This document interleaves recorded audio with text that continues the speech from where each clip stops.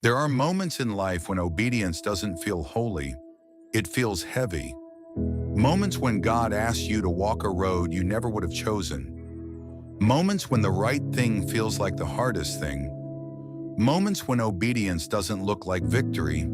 It looks like surrender, confusion, and tears. And if you've ever wondered why obedience hurts sometimes, Gethsemane holds the answer. We're living in a world that feels like it's unraveling. People are anxious, families are strained, faith feels fragile, the noise is loud, the pressure is real, and the future feels uncertain. And in seasons like this, obedience becomes harder, because obedience requires trust, and trust feels risky when life feels unstable.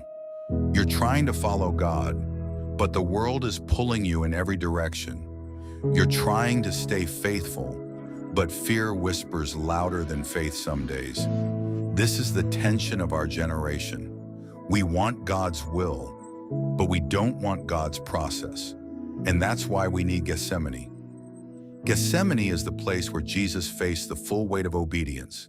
Not the miracles, not the crowds, not the triumph, but the cost. The garden wasn't peaceful, it was crushing. Scripture says his soul was overwhelmed with sorrow to the point of death. He fell to the ground. He prayed with agony. He sweat drops of blood. This is Jesus, the Son of God, struggling under the weight of obedience. Why? Because obedience isn't easy. Obedience isn't painless. Obedience isn't glamorous. Obedience is surrender. Obedience is choosing God's will over your feelings.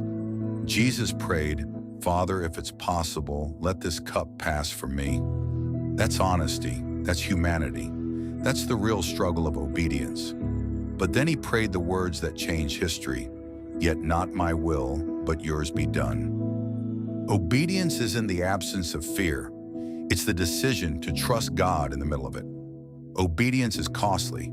Obedience cost Jesus his comfort, his safety, his reputation, his life. Obedience will cost you something too. Maybe pride, maybe control, maybe a relationship, maybe a dream. But what obedience costs you is nothing compared to what disobedience steals from you. Obedience is the doorway to resurrection. There is no Easter Sunday without Gethsemane. There is no resurrection without surrender. There is no breakthrough without obedience. God doesn't resurrect what we refuse to lay down. Maybe God is asking you to obey in a place that hurts, to forgive someone who wounded you, to walk away from something familiar, to trust Him with a future you can't see, to let go of a plan you've been clinging to stay faithful in a season that feels silent. And you're wrestling, you're tired, you're overwhelmed. You're asking, "God, is there another way?" Jesus asked the same question. And that means your struggle doesn't disqualify you. It makes you more like Him. Obedience isn't about perfection. It's about surrender. It's about saying, "God, I don't understand, but I trust you." And here's the truth.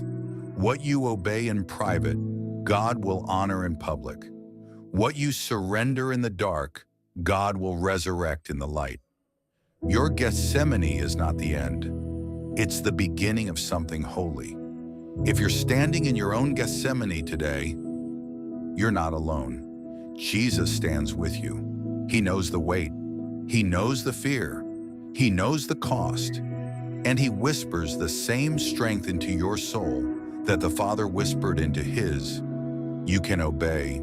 You can surrender. You can trust me. Because on the other side of obedience is resurrection. Before resurrection, surrender. If this message spoke to your heart, walk this journey with us. This channel is becoming a place where people who feel the weight of life find the hope of the cross again. If you want more reflections that meet you in the real battles of faith, subscribe. Share this with someone who needs strength today and continue walking the road to the cross with us. Your growth matters. Your faith matters. Your story matters. And you don't have to walk it alone.